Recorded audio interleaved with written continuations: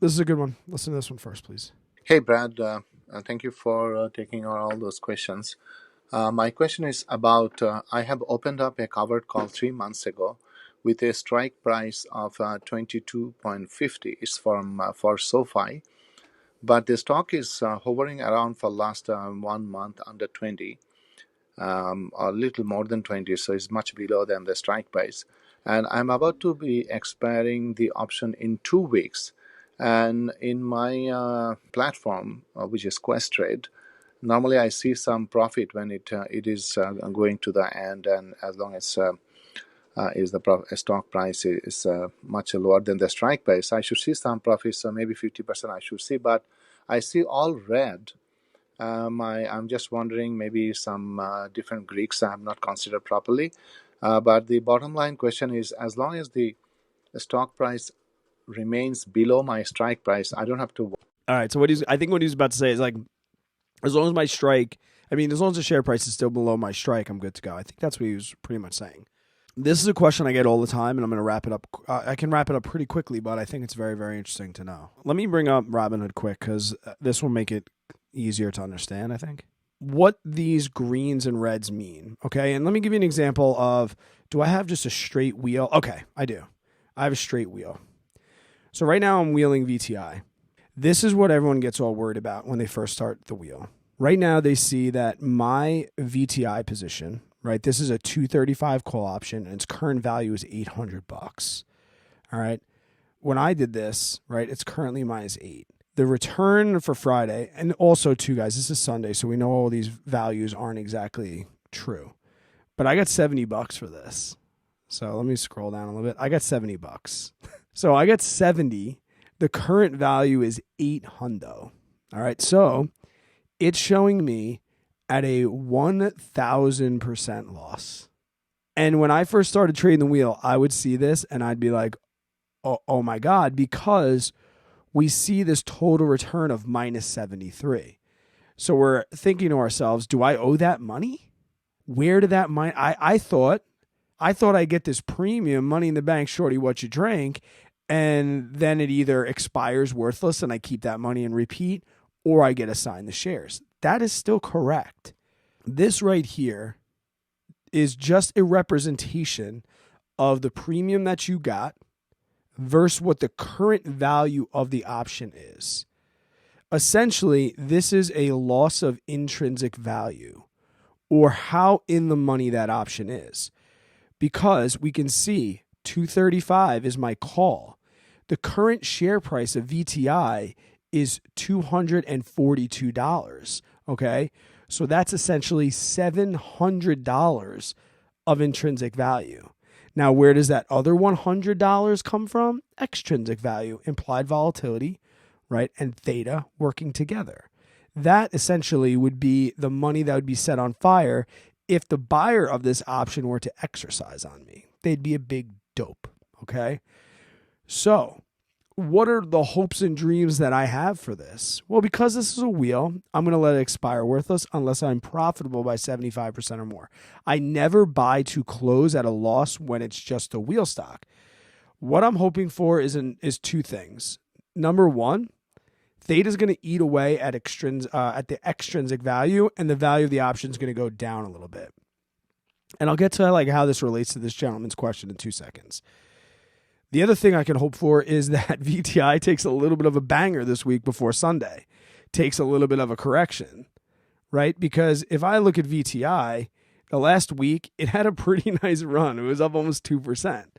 So in the beginning of the week, it's at 137. I'd even take 137. The issue that I'm going to have, and this is kind of going to go to Luciano's question later, is if I get assigned at 242, it's going to be really, really hard for me to come around and write a cash secure put for 235. The value and the premium that I get is almost nothing. Now, how does this relate to these reds and these greens?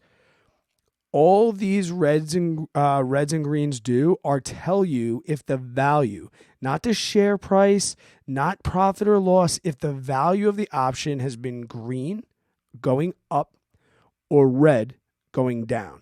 Now, if we have a put like Lucid, I want the share price to go down because I bought a put, So if the share price goes down, the value of that option would go up, I would win. But right now, the value of this option, I paid, where's what I paid for it? I paid 375 bones for this one right here. I paid 375 bucks. The current value is 100. So right now I'm in the hole. If I were to sell to close this, I would lose $275. Okay. But this is showing red because the value of this option over time is going down from the last close.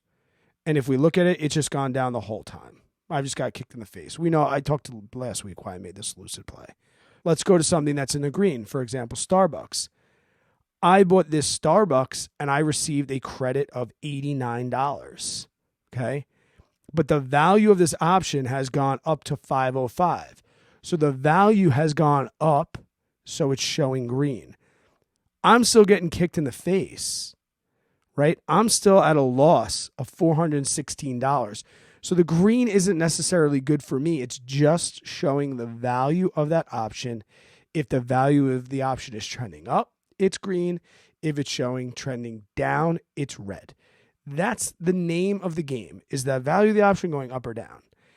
Now, to answer your question, the value of the option going down in the red is a good thing for you, right? I want all of these calls that I have, I want them all to be red because I want the value of the option. Here we go. Here's Vuzi right here.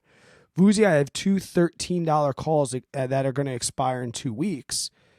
I want this value to go down to nothing so I can buy to close this at a lower price than I sold it, right? I sold this and I got $190. I want this to be red so that I can buy to close it. And if we go to the month, over the course of the last month, this value of this option has gone up. So in this time frame, it's going to show green because the value of the option has gone up. Over the last week, it's also gone up. But in the last day, it has gone down. So don't necessarily worry too much about the reds and the greens, to be honest. What I'm doing when I'm looking at it is I'm pretty much just getting a general trend. Like that lucid put that I'm getting that I'm probably going to lose, that donation that I made essentially because I was so mad at everybody that does lucid or everyone that got excited because they were delivering a car. I might just look at that and see if it's green and be like, oh, I'm having a good day. Right? I see it red tomorrow morning. I'm like, oh man, it's not looking good. Come on, theta. Come on, implied volatility. Do something. But that's really the only reason that I'm going to be looking at green. I have a CCL $20 put that's tied up until March. Right now, here's another good example where I'm winning. Let me put this back. So if we come down here, here's that CCL. Right now it's showing red, but I'm up. So if I go into CCL, we can see I'm up $26. So that's a good thing for me. I sold this put right here at $119 credit. Right now it's worth $93. So the value of that option is going down. So it's red, but I'm green.